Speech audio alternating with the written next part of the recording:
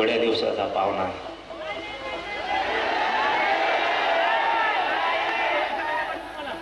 आणि आपण मुंबईला जायची हाक दिली, कारण मी एक गोष्ट तुम्हाला सांगितली होती.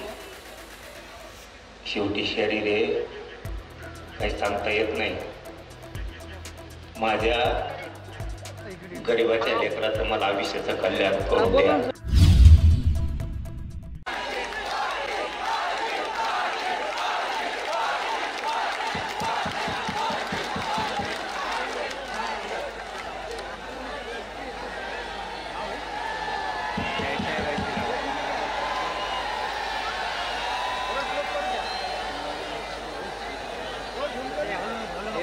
मागे सर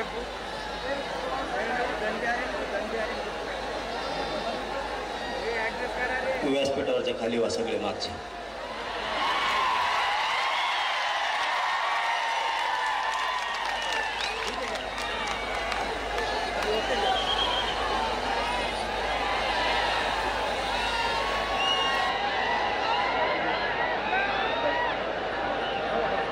हिंदवी स्वराज्याचे संस्थापक राजे छत्रपती शिवराय, तू हलू नको ना, तो मागे जा बाहेर. राजमाता मासाहेब जिजाऊ,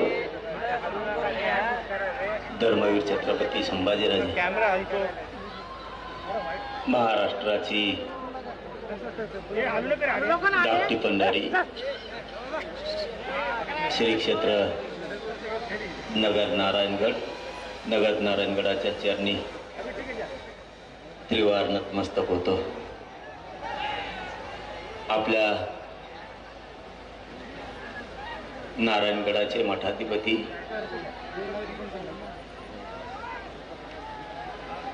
प्रेममूर्ती गुरुवर्य शिवाजी बाबाजी यांच्या चरणी नतमस्तक होतो.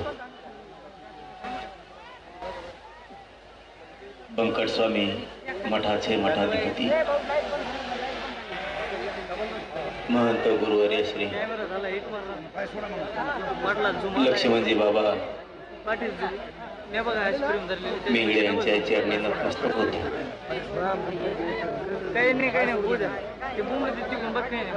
मानाचा ईश्वर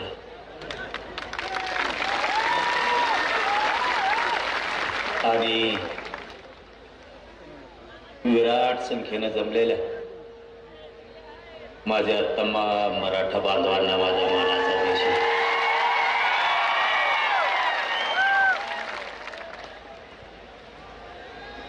आज खासदारांपासून आमदारांपर्यंत सगळेच बांधव या पवित्र नारायणगडाच्या कुशीत येऊन तुम्ही तुमचं मोठेपण सिद्ध केलं, त्याबद्दल तुमचं सगळ्यात अगोदर धन्यवाद. मला मायबापावर त्रास होतो बोला. आपला गड नगद आहे म्हणून ताकद मिळते. तशी मला मिळाली, तशी माझ्या शेतकऱ्याला पण मिळाली. लय वेदना आहेत, शरीरात लय त्रास आहे. मी तुम्हाला ही गोष्ट सांगितली होती, आठवत असलीत बघा. एक 5-6 महिन्यापूर्वी तुम्हाला मी एक गोष्ट सांगितली होती, प्रत्येक माणसाला सांगितली होती की मी थोड्या दिवसाचा पाहुणा आहे.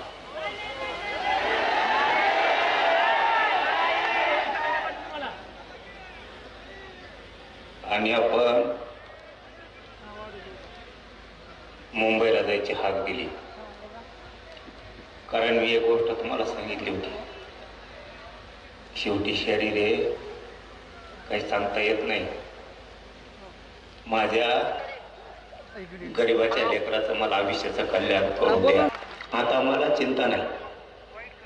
ओके चालतं. मी आता थोड्या दिवसाचा पाहुणा असो किंवा लय दिवसाचा, मला त्याची चिंता राहिली नाही आता. कारण जे जीवनात येऊन जे सिद्ध करायचं होतं ते मी केलंय. तुम्ही पहिली प्रेम लावायची होती, मी 2-3 ह्याची गरीब बरं माझी करतो गरीब मराठा समाज खूप होरपळत होता.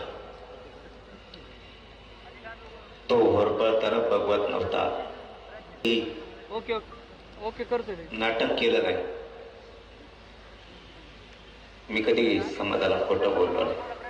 हा ओके चालतंय लगेच. ते गोष्ट खरी. ब्राईटनेस कमी करा.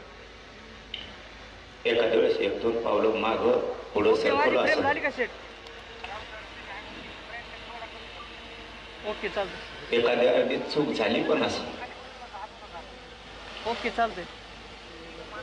पण मला दिसत होतं ओके ओके समाज चालतंय. लय तडफडतोय.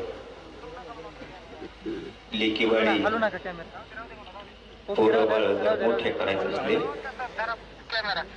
तर शेती बरोबर त्याला आरक्षणाचा आधार देणं गरजेचं आहे. काम नाही ना थोडं आणि तुम्ही हल्ले ना रात्रंदिवस ठीक आहे, झोप फ्रेम पडतोय. लावा तुम्ही. आम्ही कुठे जम. हलतोय? हा? उभं राहतो आम्ही. माझ्या समाजाचा हट्ट होता. इच्छा होती त्याच्या लेकरा बाळाला नोकरीपासून शिक्षणापासून लांब राहायला ओके लागून कसं?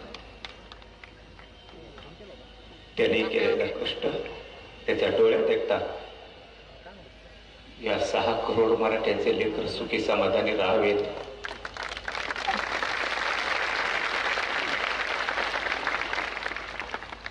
कधी शांत बसलो नाही. पूर्ण आयुष्य झिजवलं. आता मला काही वाटत नाही. खूप जणांनी सातारा संस्थानमध्ये पश्चिम महाराष्ट्र आणि हैदराबाद गॅझेट म्हणजे मराठवाडा इथला जर मराठा आरक्षणात गेला राज्यालाच नाहीतर देशाला येडा टाकायची ताकद या मराठ्यात आहे म्हणून मिळू देत नव्हती. आपले आणि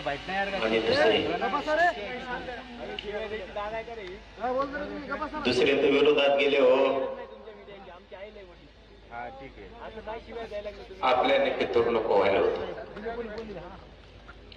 झाली असं नाही कधी चूक पण जीव येऊ धरणीला टेकला तरी माग हटलो नाही हे त्यांनी फितुरांनी समजून घ्यायला पाहिजे.